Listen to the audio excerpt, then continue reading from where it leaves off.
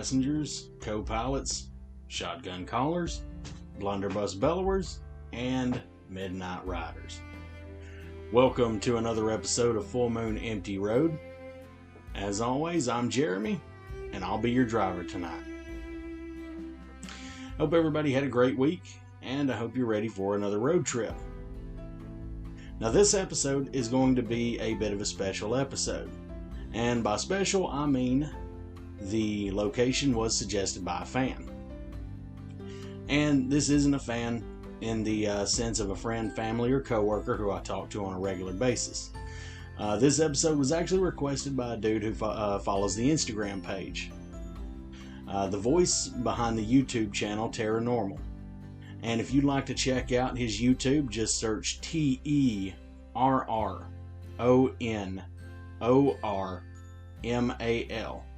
Terronormal, on YouTube. And it should take you right to him. And I'll also make sure I put the link in the episode description and in the social media post when I share this out. So go check out his content, like, subscribe, and show him some love. And to Terronormal, I just want to say thank you so much for your suggestion and support. And I hope you and everybody else enjoy. Now, without further ado, get in, buckle up, grab the rock salt, and let's ride. We have work to do. Key West, or Cayo Hueso, which translates to Island of Bones, was discovered by Ponce de Leon and named Los Martinez and claimed by Spain in 1513. In 1815, Don Juan de Estrada granted Key West to Juan Pablo Salas for meritorious service to the crown. John W. Simonton from Alabama bought the island from Salas for $2,000 in 1821. The island of Key West is about 4 miles long and 1 mile wide, with a total land area of 4.2 square miles. It lies at the southernmost end of U.S. Route 1, the longest north to south road in the United States. Key West is about 95 miles north of Cuba at their closest points. It is also 130 miles southwest of Miami by air, about 165 miles by road, and 106 miles northeast of Havana. The city of Key West is the county seat of Monroe County, which includes a majority of the Florida Keys and part of the Everglades. The total land area of the city is 5.6 square miles. The population within city limits was 26,444 at the 2020 census. The official motto of the city is One Human Family. It is the southernmost city in the contiguous United States and the westernmost islands connected by highway in the Florida Keys. At various times before the 19th century, people who were related or subject to the Calusa and the Tequesta inhabited Key West. The last Native American residents of Key West were the Calusa refugees who were taken to Cuba when Florida was transferred from Spain to Great Britain in 1763. Cayo Hueso is the original Spanish name for the island of Key West. It literally means bone cay. Cay referring to a low island or reef. It is said that the island was littered with the remains of prior native inhabitants, who used the isle as a communal graveyard. The island was the westernmost key with a reliable supply of water. Between 1763, when Great Britain took control of Florida from Spain, and 1821, when the United States took possession of Florida from Spain, there were few or no permanent inhabitants anywhere in the Florida Keys. Cubans and Bahamians regularly visited the Keys, the Cubans primarily to fish, while the Bahamians fished, caught turtles, cut hardwood timber, and salvaged wrecks. Smugglers and privateers also used the Keys for concealment. In 1776, the British governor of East Florida recommended that a post be set up on Key West to improve control of the area, but nothing came of it. During both the British and Spanish periods, no nation exercised de facto control. The Bahamians apparently set up camps in the Keys that were occupied for months at a time, and there were rumors of permanent settlements in the Keys by 1806 or 1807, but the locations are not known. Fishermen from New England started visiting the Keys after the end of the War of 1812, and many had briefly settled on Key Vaca in 1818. In 1815, the Spanish governor of Cuba in Havana deeded the island of Key West to Juan Pablo Salas, an officer of the Royal Spanish Navy Artillery posted in St. Augustine, Florida. After Florida was transferred to the United States in 1821, Salas was so eager to sell the island, that he sold it twice. First for a sloop valued at $575 to a General John Geddes, a former governor of South Carolina, and then to a U.S. businessman, John W. Simonton, during a meeting in a Havana cafe on January 19, 1822, for the equivalent of $2,000 in pesos in 1821. Geddes tried in vain to secure his rights to the property before Simonton, who, with the aid of some influential friends in Washington, was able to clear the title to the land, or able to gain clear title to the land. He bought the island because a friend, John Whitehead, had drawn his attention to the opportunities presented by the island's strategic location. John Whitehead had been stranded in Key West after a shipwreck in 1819, and he had been impressed by the potential offered by the deep harbor of the island. The island was indeed considered the Gibraltar of the West because of its strategic location on the 90-mile-wide deep shipping lane, the Straits of Florida, between the Atlantic Ocean and the Gulf of Mexico. On March 25, 1822, Lieutenant Commander Matthew C. Perry sailed the schooner USS Shark to Key West and planted the U.S. flag, claiming the Keys as a U.S. property. No protests were made over the American claim on Key West, so the Florida Keys became the de facto property of the United States. After claiming the Florida Keys for the United States, Perry renamed Cayo Hueso to Thompson's Island for Secretary of the Navy Smith Thompson and the harbor Port Rogers in honor of War of 1812 hero and President of the Navy Supervisors Board John Rogers. In 1823, Commodore David Porter of the United States Navy West Indies Anti-Pirate Squadron took charge of Key West, which he ruled as military dictator under martial law. The United States Navy gave Porter the mission of countering piracy and the slave trade in the Key West area. Soon after his purchase, John Simonton subdivided the land into plots and sold undivided quarters of each plot to 3 people. The first was a man named John Mountain and U.S. Consul John Warner, who quickly resold their quarter to Pardon C. Green, who took up residence on the island. Green is the only one of the 4 founding fathers to establish himself permanently on the island, where he became quite prominent as head of P.C. Green & Company. He was a member of the city council and also served briefly as mayor. He died in 1838 at the age of 57.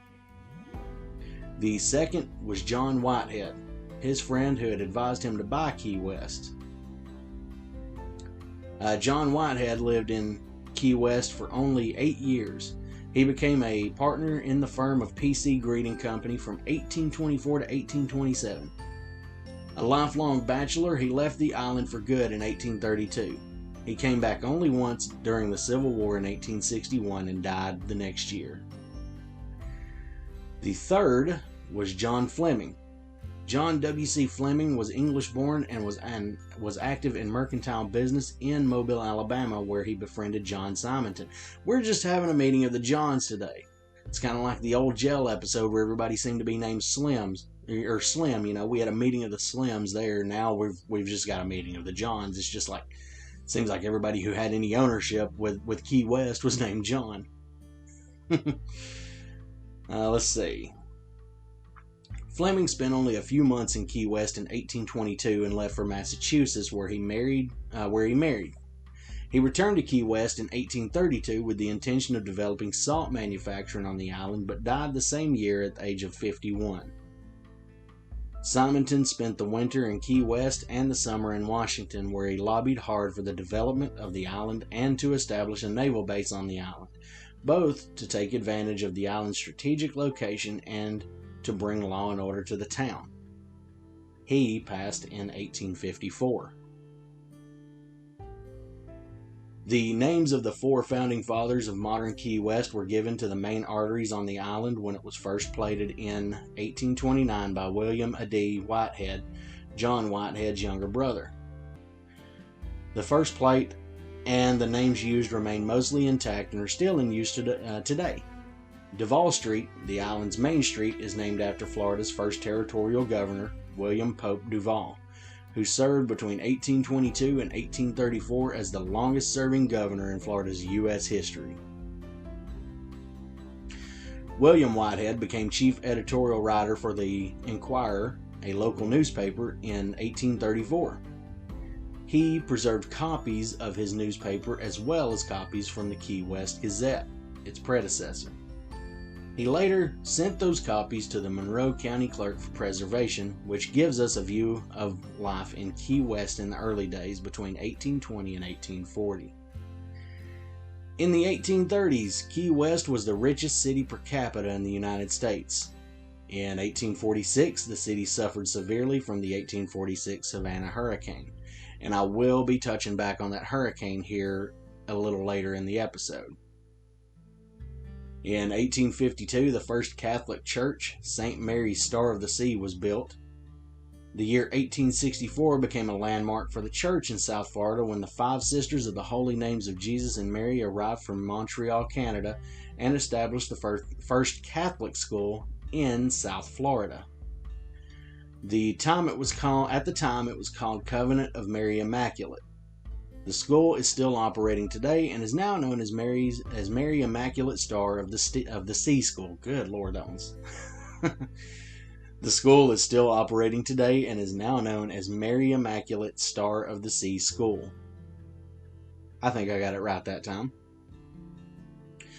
During the American Civil War, while Florida seceded and joined the Confederate States of America, Key West remained in U.S. Union hands because of the naval base. Most locals were sympathetic to the Confederacy, however, and many flew Confederate flags over their homes.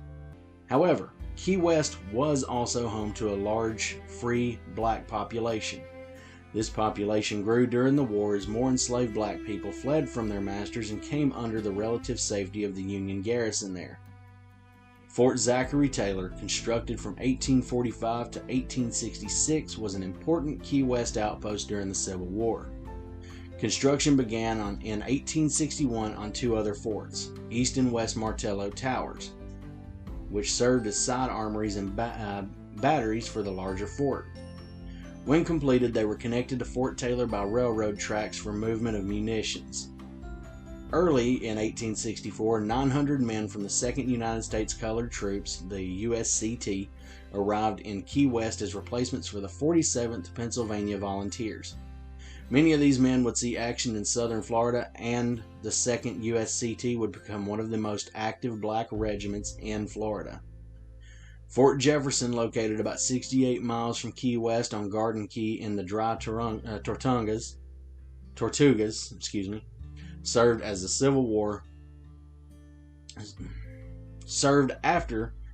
War as the prison for Dr. Samuel A. Mudd, convicted of conspiracy for setting the broken leg of John Wilkes Booth, the assassin of Abraham Lincoln. In the 19th century, major industries included wrecking, fishing, turtling, and salt turtling.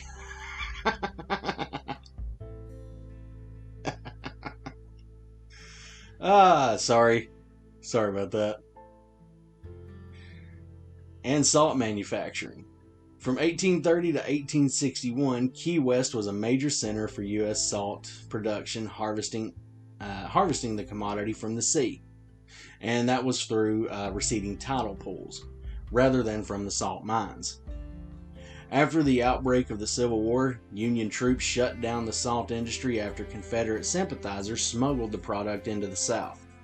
Salt production resumed at the end of the war, but the industry was destroyed by an 1876 hurricane and never recovered, in part because of the new salt mines on the mainland.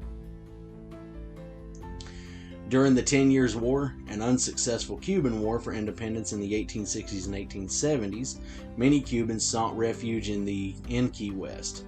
Several cigar factories relocated to the city from Cuba, and Key West quickly became a major producer of cigars.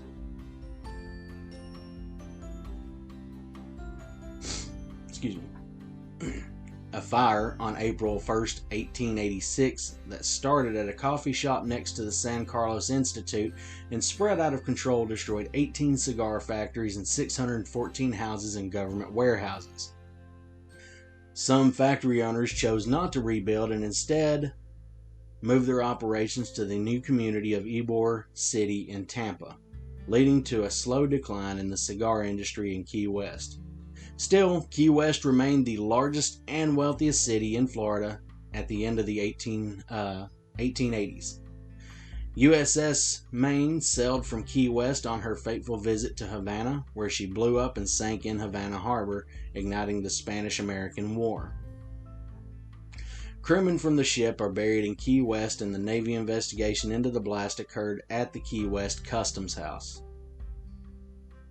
In October of 1909, Key West was devastated by the 1909 Florida Keys hurricane.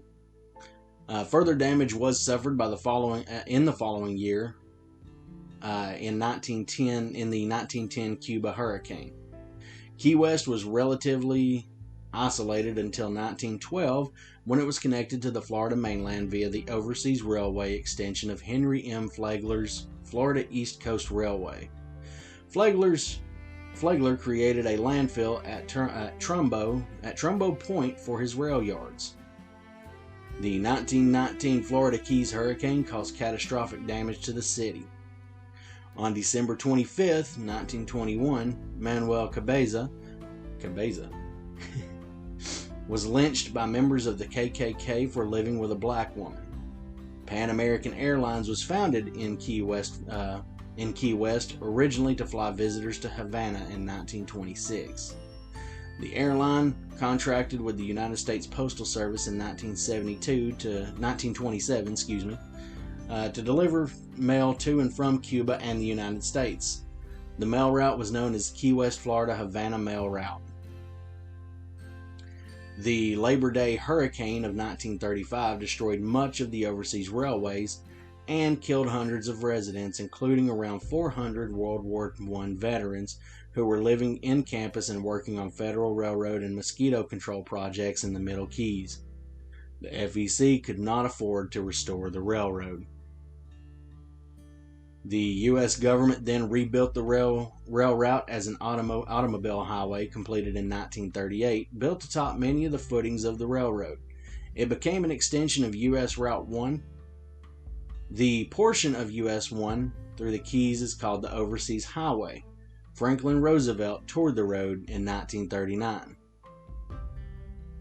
During World War II, more than 14,000 ships came through the island's harbor. The population, because of an influx of soldiers, sailors, laborers, and tourists, sometimes doubled or even tripled at times during the war. Starting in 1946, U.S. President Harry S. Truman established a working vacation home in Key West, the Harry S. Truman Little White House, where he would spend 175 days of his presidency. In 1948, Key West suffered damages from two hurricanes within as many months, from September 1948 the September 1948 Florida hurricane, then the 1948 Miami hurricane. Prior to the Cuban Revolution of 1959, there were regular ferry and airplane services between Key West and Havana. John F. Kennedy was to use 90 miles from Cuba and extensively in his speeches against Fidel Castro. Kennedy himself visited Key West a month after the resolution of the Cuban Missile Crisis. In 1982, the city of Key West briefly asserted independence as the Contrarepublic as a protest over the United States Border Patrol blockade. This blockade was set up on US 1, where the northern end of the overseas highway meets the mainland at Florida City. A traffic jam of 17 miles ensued while the Border Patrol stopped every car leaving the Keys, supposedly searching for illegal immigrants attempting to enter the mainland United States. This paralyzed the Florida Keys, which relied heavily on tourism industry. Flags, t-shirts, and other merchandise representing the Contrarepublic are still popular souvenirs for visitors to Key West, and the Contrarepublic Independence Celebration, including parades and parties, is celebrated annually on April 23rd. In 1998, Hurricane Georges, I guess that looks weird, damaged the city. I'm assuming it's Georges, because it doesn't look like Spanish to me. In 2017, Hurricane Irma caused substantial damage with wind and flooding, killing 3 people. So, that's the last of the history on this place, and I mean, this took me about 20 minutes to get through. This place had extensive history. And as I always seem to say in all of my episodes, with tons of history comes plenty of hauntings. So, we're going to move right into the hauntings.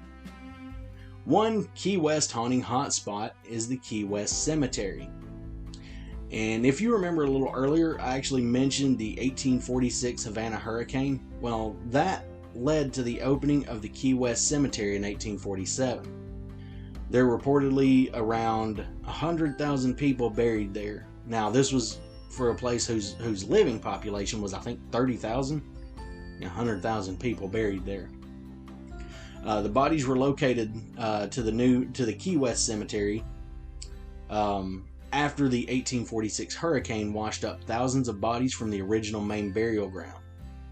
It is said that the hurricane scattered the bodies throughout a nearby forest, and that led to the above-ground burial vaults you see today. If you go to Key West Cemetery, I don't believe anybody there is buried underground. It's all like lifted vaults that look to be like 4 or 5 feet off the ground maybe, and they're interred in those vaults. It's not all scary though. According to the website ghostandgravestones.com, some laid to rest have a bit of a sense of humor. One gravestone reads, "I told you I was sick," and another reads, "Devoted fan of Julio Iglesias."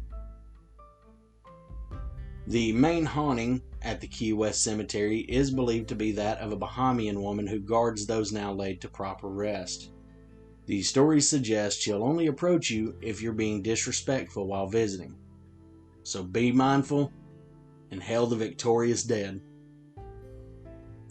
Aside from the Bahamian protector, people have also reported seeing shadow figures, strange orbs of lights, and hearing disembodied voices.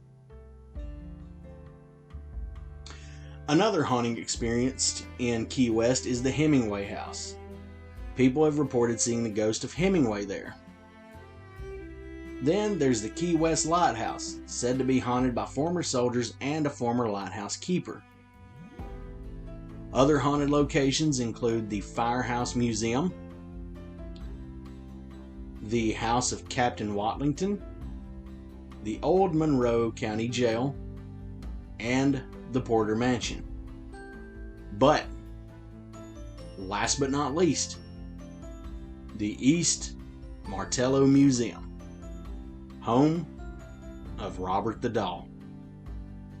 And if you want to hear more on Robert the Doll, check out my earlier episode titled Dark Words, Dark Things, 7 Cursed Objects. He has his own little section in that episode. So I'm not really going to go into hauntings at the East Martello Museum and Robert the Doll, because you can go to that episode and listen there. Anyway, that is a lot of bit of history and a little bit of hauntings that took place in Key West, Florida. So, let me know what you think of the episode. And to everybody listening, I want to say thank you for stopping in today and checking out this episode. I want to say you guys are more than welcome to follow me on social media. You can find me on Facebook and Instagram. Both of those are at FMER Podcast. You can find me on Twitter at FullMoonEmptyRD. And you can find me on TikTok. I always say TikTok. I'm dumb. You can also find me on TikTok at FullMoonEmptyRoad. And something else I noticed this week. I was just kind of looking through my Anchor information, and I noticed I have a foothold in Australia now. So if my Australian listener has decided to come back and check this episode out, I want to say thank you so much for finding and checking out the podcast. I hope you're enjoying.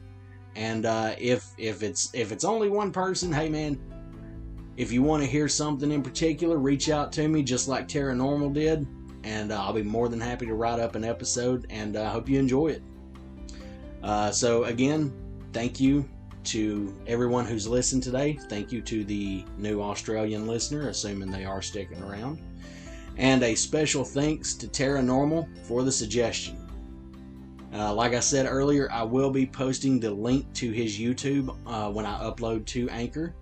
I will also be I'll be posting it there along with when I upload on social media to let y'all know that it's out there. And everybody go check him out. Real cool dude. He's a phenomenal narrator, far better than I am. I checked out his YouTube and I was like, man, this guy's good. How do I get to that level? But anyhow, go check him out, and go check me out on social media. He is also, as far as I know, he's on Instagram. I don't know if he's on anything else. I can't remember. But yeah, follow me, follow him. We may collab one day. Who knows? But I want to thank everybody again for stopping in, and I hope you enjoyed today's episode. Now, let's go home.